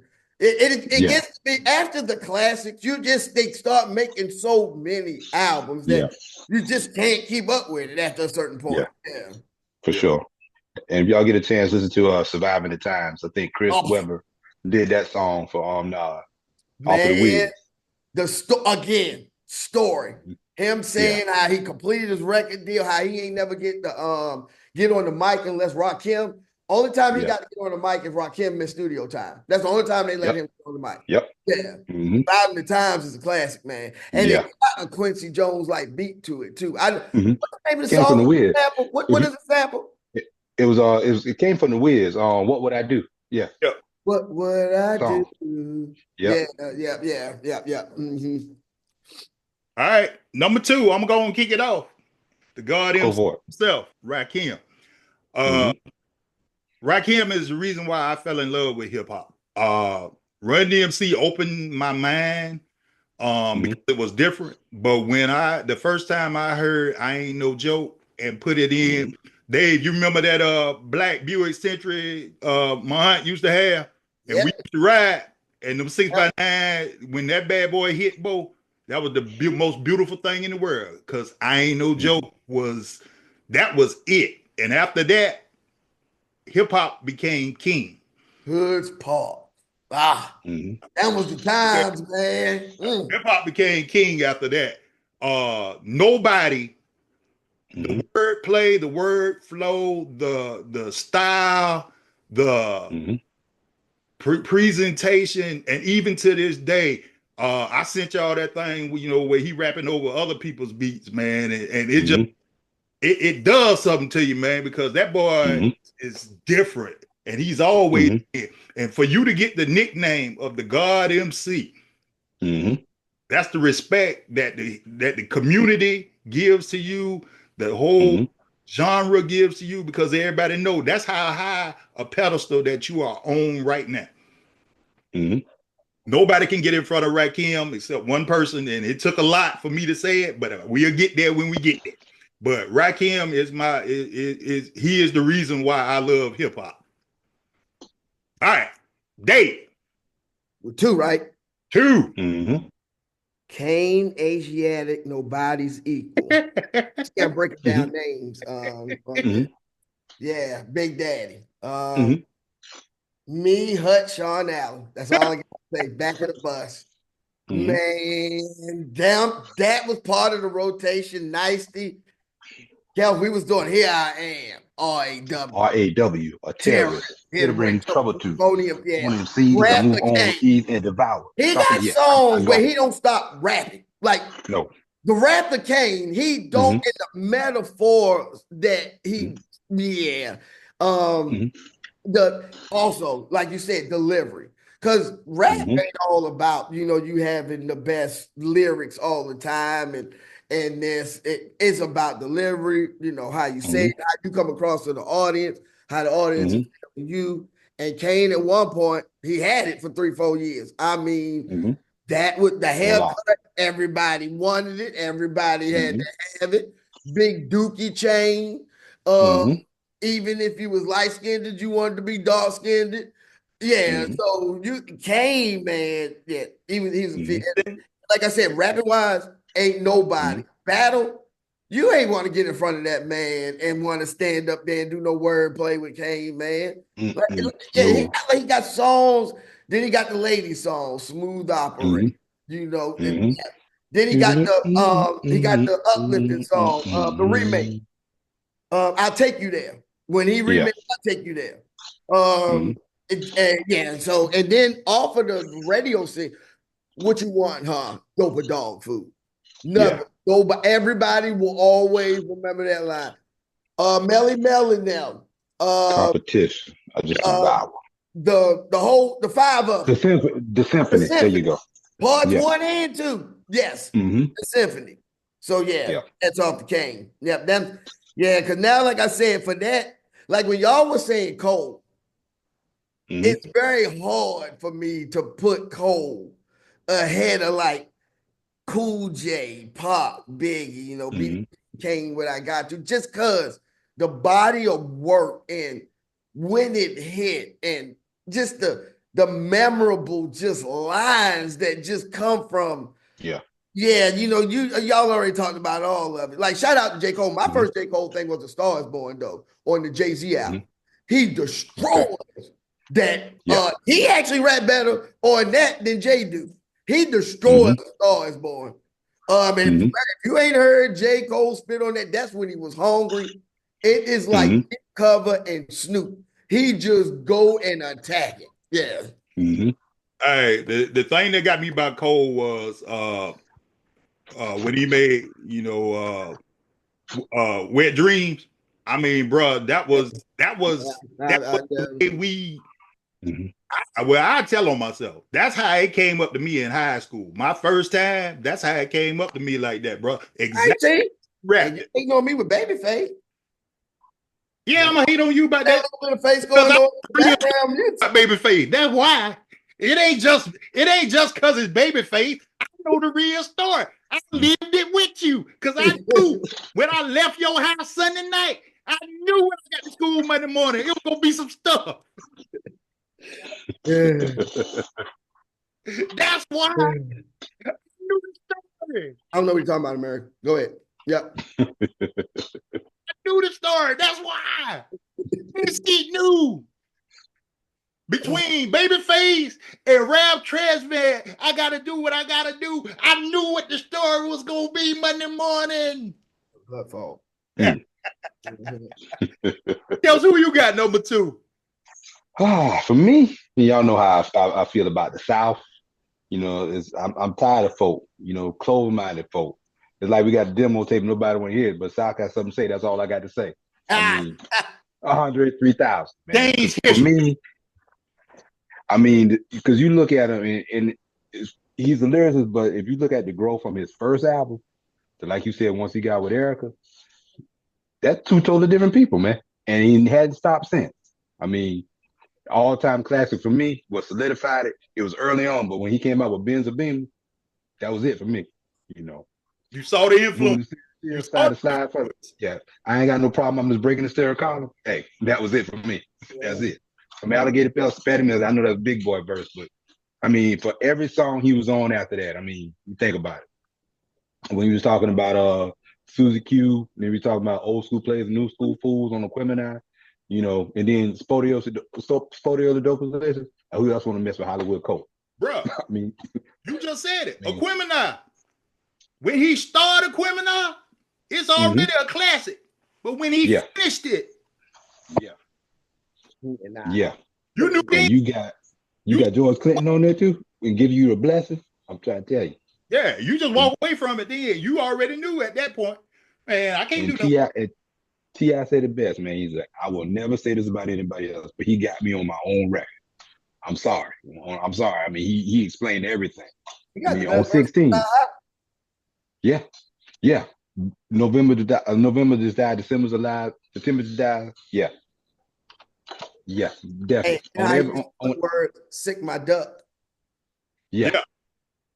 And I mean, you think about it, when he did all the storytelling, I'm in my whatever bumping noir 100 miles and running. He's talking about bumping NWA 100 miles and running. Took a couple times to catch it, but I mean, hey, bro, call me when y'all break up. I don't mess with nobody, girl, and never own a Jacob. Know what time it is. Got me out here. Got me out here. Got it. Oh, when he said that, I was done. Yeah. I was like, oh no, you can't never beat that. Mm-hmm. And then what's the I still got it. What's the song he had with Big Boy? What is it? Him and Raekwon, not Skewed on the Barbie, the other one. No, there's the other one. When he did with the Isaac Brothers remix.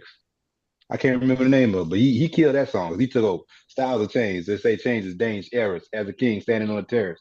While his partner up at the rifleman.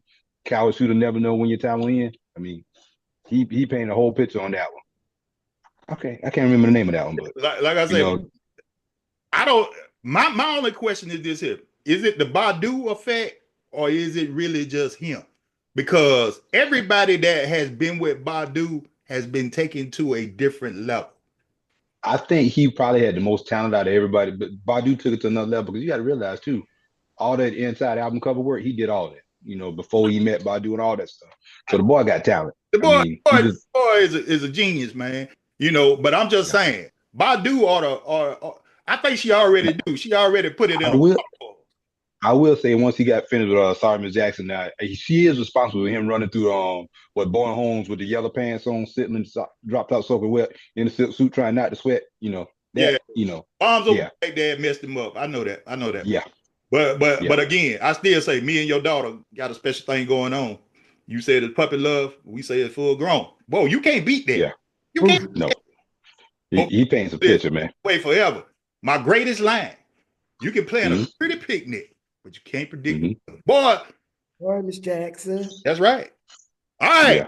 We're getting down to number 1. And I'm gonna let West Coast, East Coast this week. Give us number 1. You already said it. The man, Rakim. Okay, time out. Go ahead and take care of it because that's my number one too. Go ahead and handle it. Go ahead. From the time, it ain't no joke. You can play that anywhere. It's going back in the club. Every age group, everybody gonna know what that is. Paid in full. Not only is it a dope song, it has been the anthem of hip hop since. You just paid in full. He don't. It don't have a hook really. He starts to finish. He says, "Let me take your girl's house because it took us too long to make this out." Please, and they out. Paid in full might be 2 minutes at ball. It's a hip hop classic of 2 minutes. I think he need 16 bars on that. Honestly. Yeah, no. That's it. That's it. Then you come back. Plan. Microphone Fiend. After 12. I'm worse than a gremlin.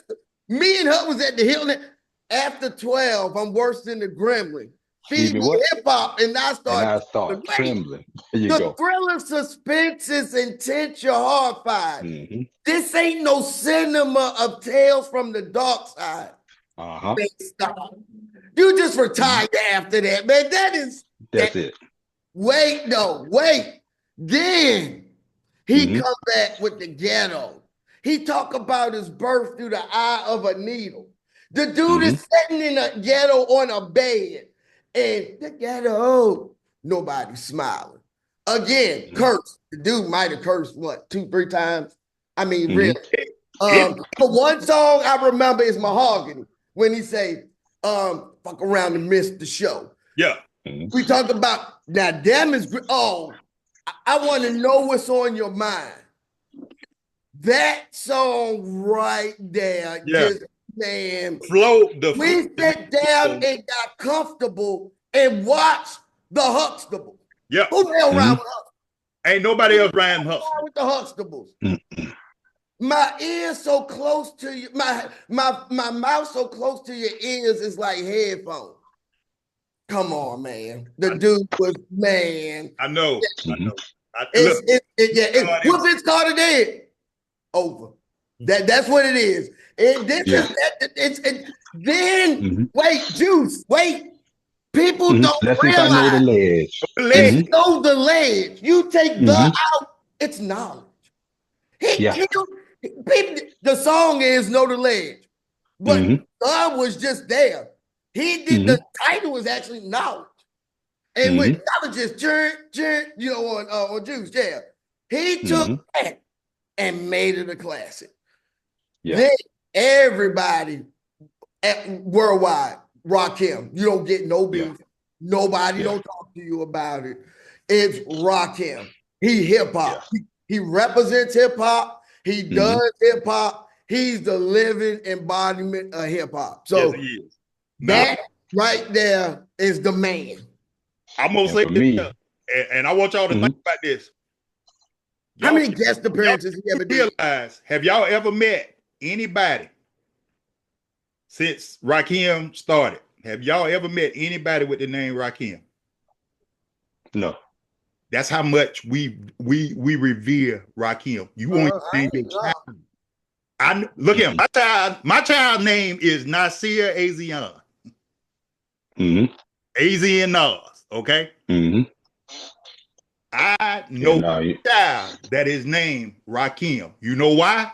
The community says, there's only one. I don't know nobody. Don't trust it. I don't know. You know where you would get the name? You don't hear the name. Because I don't know a person named Rakim. You do not know. That is an accepted. You know Raheem name, right? Yeah. Yeah, you know Raheem. You know Roscoe. You know Rakim. Man, you're right.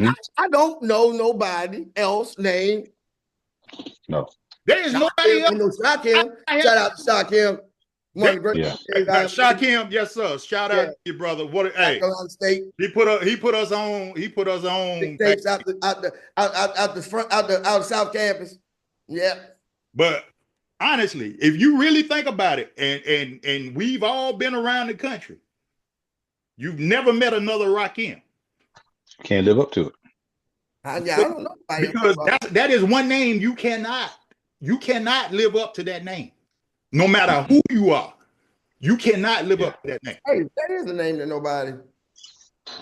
Yeah. That's how much he is revered. You don't know a lot of people. You don't know nobody named Rakim? Don't nobody named Rakim? Yeah. Yeah, I mean, you think about all the heads we grew up with, all of these hip hop heads we grew up with. None of them have named their child Rakim. No. Nobody want that. Nobody want that pressure. Nobody. That's bad when you come out the womb. Yeah, it is. For me, it is. Yeah, for me, it was like this. I mean, he was the first person who made me actually pull out a pen and a pad and actually start writing. I Ain't No Joke. I learned that song before I even went to the next song on that album. I mean, so when I went back to school, I was rapping the whole thing. Bro, had to. If you put on I Ain't No Joke, if you riding anywhere right now, you put on I Ain't No Joke, it's going to take you back to the first time you heard it. And it's going to put you in that mood. Yeah. You can't get off it after that. Now, I am a little different from y'all because I do have Rakim too. But I will say this here. I understand the reasoning for it. I'm not going to take anything from it. But I'm going to say this here because I've studied this individual in depth since he came out. This fella is a prodigy, bro. This fella is on a different level. He is not on God MC level. I'm not putting him on that level. He is different just because this man just gave a big middle finger to America and to the Canadian singer Drake. Maple syrup is no longer accepted. No, not in the culture. No, it's not. Because Kendrick Lamar has demonstrated his catalog. And what pissed me off a lot about people after the Super Bowl, everybody was like, he ain't got the catalog. Kendrick did that on purpose. Kendrick got a catalog and a half. Okay? He did, everything was intentional what he did for the Super Bowl. But if you go back and you listen to all of his albums, and fundamentally, most people say Good Kid, Mad City is his greatest album. I beg to differ, but it is what it is. That's even high on even white folks' album list. But I would probably say the boy made an album called Damn. And if you listen to that Damn from cover to cover, it might be the greatest album, not just rap album. It might be the greatest album, period. Period. I like the other. That's how good it is. And then he followed it up with what was the one last year? The one with Taylor. Yeah. That one. I can't. Pimp Butterfly? We had Damn. Pimp Butterfly. He Pimp Butterfly. Because it's a while before he usually drops, right? He normally 3 years in between every one. And the thing about it, the only reason you got GNX this year was because the boy pissed him off. Yeah. The only reason he wrote it while it was hot. Yeah. GNX right now. Because you wasn't gonna get another album. Now, word I hear is he got another one in store. So don't feel like by the time they finish this tour, because I think I looked at the tour dates, the tour don't finish until sometime late this year, early part of next year, because they hitting a couple of places on 2 nights. But when you got the biggest artists in the world on your tour, and I want to see who gonna headline and who gonna be the finisher. I mean, the opening. I'm gonna say this though, Dave. You're gonna like this part. I know I said last time. I'm gonna put it out again though. You know, Babyface wrote for SZA, so I'm gonna put that out there. So that's the connection there. Go ahead. Well, I mean, the thing about it, like I said last week, they have a chemistry that is unlike anybody else. Okay, the only chemistry I can say that is like them is Mary J and Method. That's the chemistry we got. So that's what it is. All right. So that's our top 10. Just throw some honorable mentions out there for me.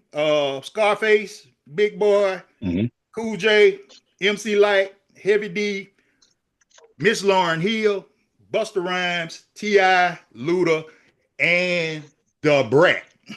No Black Thought. I can't get the thought like that, bro. I know everybody world renowned. I can't get the thought like that. That's on me. I can't. It just don't do it for me, man. It just don't do it for me. Go listen to Funk Master Flex freestyle. 10 minutes of great storytelling. It'll change your life. Go ahead, baby. No, mine is the ones that because actually 3 Stacks need to be on there and K Dot is now off. So 3 Stacks, all Raekwon, because I played the purple tape till that pop. Mm-hmm. So I can't say there's people that on the list where I ain't jammed that whole thing.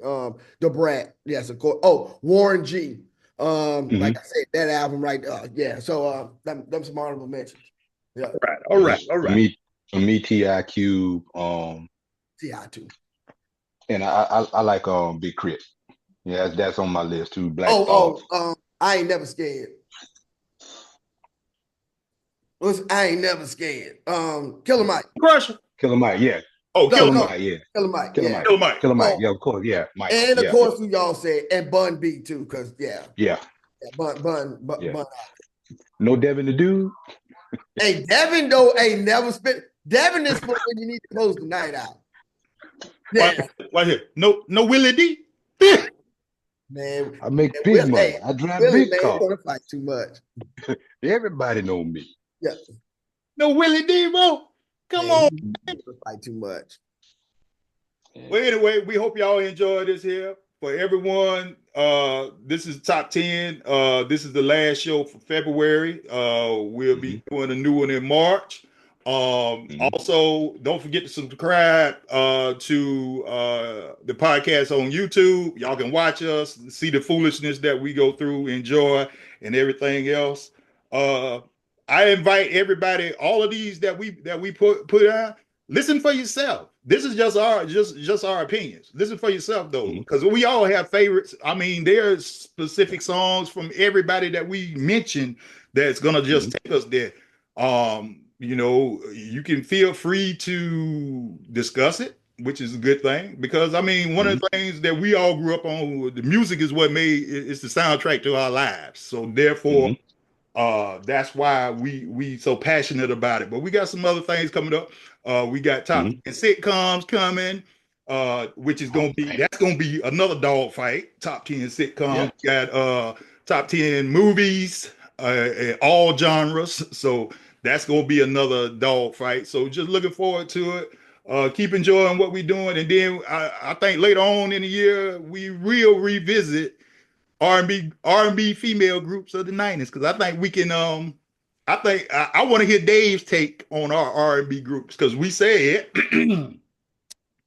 SWV, LC, Destiny's Child, Escape, and Vote. And then Vote. It was no, the Good Girls. You gotta put the Good Girls in there. The Good Girls? Really? Yeah. Really? That's why you see me doing that, right? Really? And they, they had that they was on Apollo that time. Everybody fell in love with them. They had them 2 singles. Yeah. Say it again. How many? 2. Yeah, that's how they went straight on. That's what they did. Yeah, they had on the lid. Yeah. All right. So we'll get y'all. We'll see y'all in March. Y'all enjoy yourselves, fellas. Appreciate y'all as always. Hut, you should have been in on the screen, brother. Should have been in on the screen. You know what I'm saying? You giving side commentary over there. You should have been on the screen. You know what I'm saying? I don't know what's wrong with you and my brother. Why y'all don't want to get on the screen, man? Get on the screen. We know who you is. It's only a few 100,000 people gonna see you anyway. You know, it's all good. No, we put the fence up like Mr. Wilson, man. We let him just see the top. Just see the top of it. That's it, man. Hey, that's where it's safe space, man. Safe space. I got you. Hey, y'all enjoy yourselves down there, bro. Y'all be good tomorrow, because y'all might get some weather, because it's gonna miss. Yeah, I saw it. Y'all might get some weather. It's gonna miss us, but y'all enjoy yourselves. Glad y'all home. Y'all be careful. And Kelsey, y'all be good out there in the Peach State. And we'll talk to you in about 2 weeks. Yes, sir. All right. Peace.